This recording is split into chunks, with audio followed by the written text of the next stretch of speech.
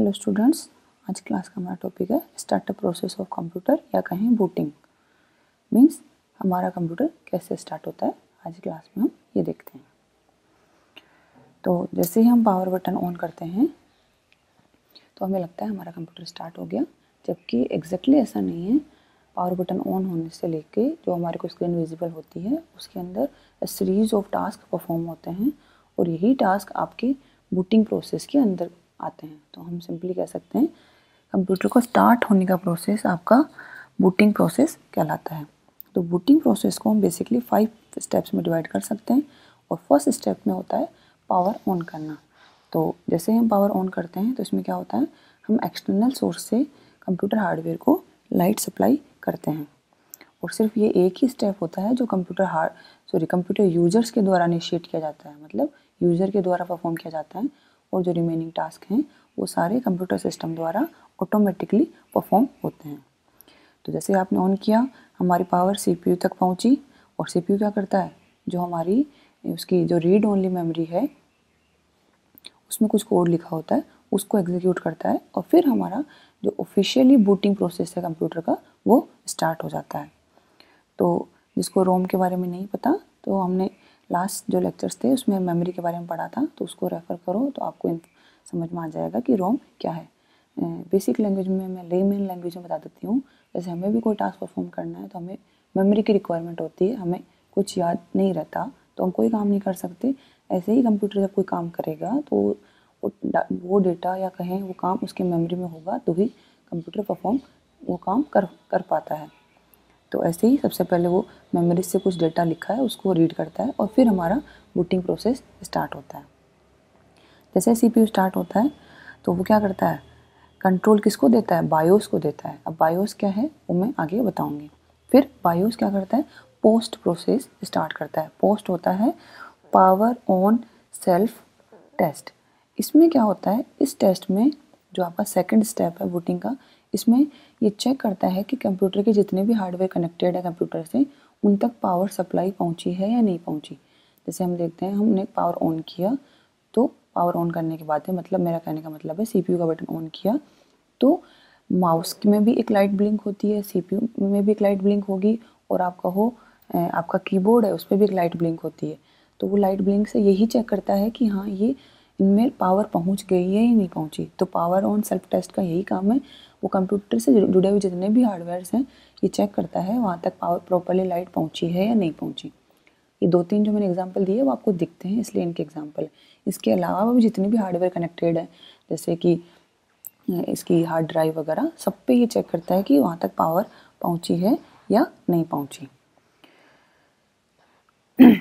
और जैसे इसी पोस्ट ड्यूरेशन या जो हमारा पोस्ट प्रोसेस है इसी के दौरान ये चेक करता है कि जो हमारे हार्डवेयर्स हैं इनमें लाइट तो प्रॉपरली पहुंच गई है, साथ ही साथ कोई एरर तो नहीं आ रही, कोई प्रॉब्लम तो नहीं है कि प्रॉपरली कनेक्टेड नहीं है ये हार्डवेयर डिवाइसेस वगैरह। तो अगर कुछ प्रॉब्लम होगी तो ये एरर मैसेज शो कर देगा और आपका बूटिंग प्रोसेस थोड़ा सा होल्ड हो जाता है। और अगर कोई एरर नहीं है तो आपका प्रोसेस आगे कंटिन्यू हो जाता है। तो अगर कोई एरर नहीं है तो बूटिंग प्रोसेस आगे कंटिन्यू है। फिर मैंने कहा था बायोस प्रोसेस क्या करता है, पोस्ट प्रोसेस को इनिशिएट करता है। अब देखते हैं बायोस होता क्या है। अब पोस्ट ने तो क्या किया, पावर सप्लाई चेक कर ली। अब रिमेनिंग जो काम है वो किसका है, बायोस का। ये जो उसकी रिस्पॉन्सिबिलिटी है वो बायोस की है। बायोस होता है बेसिक इनपुट आउटपुट सिस्टम और इसका क्या काम है, ये क्या करता है, आपके जितने भी हार्डवेयर जो कनेक्टेड हैं आपके कंप्यूटर में, और ये हार्डवेयर एक्चुअली में जुड़े हुए किससे होते हैं, कंप्यूटर के अंदर एक बोर्ड होता है जिसको ये वो क्या है, सर्किट बोर्ड, उस पर सारे हार्डवेयर इम्पोज होते हैं। जैसे आपका सीपीयू भी उसी पे होता है, आपकी हार्ड ड्राइव भी उसी पे होती है, आपकी रैम भी कहें मेमोरी भी, तो रोम और रैम भी उसी बोर्ड पे होती है। उस बोर्ड को हम मदरबोर्ड कहते हैं। तो आपका जो बेसिक इनपुट आउटपुट सिस्टम है ये चेक करता है कि जो आपके जितने भी हार्डवेयर डिवाइसेस हैं वो प्रॉपरली कनेक्टेड हैं या नहीं है, या फिर कहें कि ये प्रॉपरली कम्युनिकेशन कर पाएंगे या नहीं कर पाएंगे। मतलब एक हार्डवेयर डिवाइस दूसरे हार्डवेयर डिवाइस से प्रॉपरली कम्युनिकेट कर पाएंगी या नहीं कर पाएंगी, मैसेज सेंड तो कर पाएंगे। तो ये जो चेक करने का काम है कि कम्युनिकेशन प्रॉपरली हो जाएगा या नहीं होगा, ये बायोस का होता है। फिर मतलब हमारा बायोस ही कंप्यूटर को एक तरीके से जो हार्डवेयर डिवाइसेस हैं उनको स्टार्ट करता है। तो बायोस स्टार्ट मॉनिटर, कीबोर्ड और जितने भी बेसिक हार्डवेयर जैसे जो आपकी मेमोरी वगैरह है उनको स्टार्ट करता है, हार्ड डिस्क वगैरह को।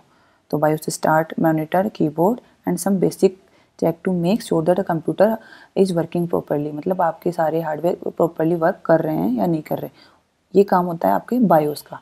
फिर क्या होता है बायोस, इसके बाद में थर्ड स्टेप में क्या करता है, आपके वहाँ तक काम था उसका हार्डवेयर का, अब थर्ड स्टेप में बायोस चेक करता है ऑपरेटिंग सिस्टम के लिए।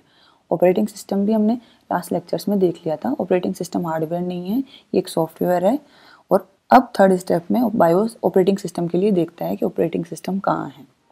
और फोर्थ स्टेप में क्या करता है ऑपरेटिंग सिस्टम, जो कि कहाँ होता है, हमारी मेमोरी के अंदर। मेमोरी कौन सी है, जो परमानेंट स्टोरेज है, हार्ड डिस्क। हार्ड डिस्क के अंदर जो आपका ऑपरेटिंग सिस्टम है, वहाँ से थर्ड स्टेप में तो उसने चेक कर लिया कि वो है या नहीं है, वहाँ है थर्ड स्टेप में। फोर्थ स्टेप में क्या करता है, ऑपरेटिंग सिस्टम को हार्ड डिस्क से उठा के जो उसकी रैम है या कहें मेमोरी है, जो रैंडम एक्सेस मेमोरी, उसके अंदर लोड कर देता है।